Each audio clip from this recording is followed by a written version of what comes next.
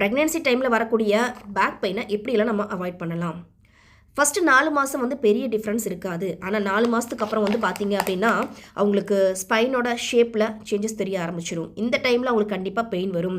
Extra சின்ன சின்ன pillows, சின்ன சின்ன குஷன்லாம் கொடுத்து அவங்க பேக் சைட் மசிலை வந்து நம்ம ஸ்ட்ரெயின் வராமல் பார்த்துக்கலாம். ஸோ ரூட்டை நம்ம எப்படி ஸ்ட்ரென்தன் பண்ணணும், அவங்க போனே வந்து பார்த்தீங்க அப்படின்னா எப்படி ஸ்ட்ரென்தன் பண்ணலாம் அப்படின்னு வந்து பார்க்கும்போது, நான் ரொம்ப யோசிச்சு எடுத்து செய்யப்பட்ட ஒரு பாரம்பரிய அரிசி வகை தான் இந்த போன் ஸ்ட்ரென்தனிங் கஞ்சி powder, especially for pregnancy women's. So இதில் வந்து கருப்பு கவுனி, மாப்பிளை சம்பா, ரத்தசாலி, சுக்கு, மிளகு, திப்ளி போன்ற இதர வகைகள் வந்து இதில் அடங்கியிருக்கு. முக்கியமாக இது விளைவிக்கப்பட்ட இடத்தை நான் டேரெக்டாக சைட் விசிட் பண்ணி அங்கே மழை நீர் மற்றும் பஞ்சகவியத்தினால் தெளித்து உருவாக்கப்பட்ட பாரம்பரிய அரிசிகள். இது குழந்தைக்கும் தாய்க்கும் ஆன ஒண்டர்ஃபுல்லான ஒரு மெடிசனுக்கும் மேலேனே இதை நம்ம சொல்லலாம். இதை ரொம்ப ஸ்ட்ராங்காக சொல்லுவேன். வேணுங்கிறவங்க டிஸ்கிரிப்ஷன் நம்பருக்கு கான்டாக்ட் பண்ணிக்கோங்க.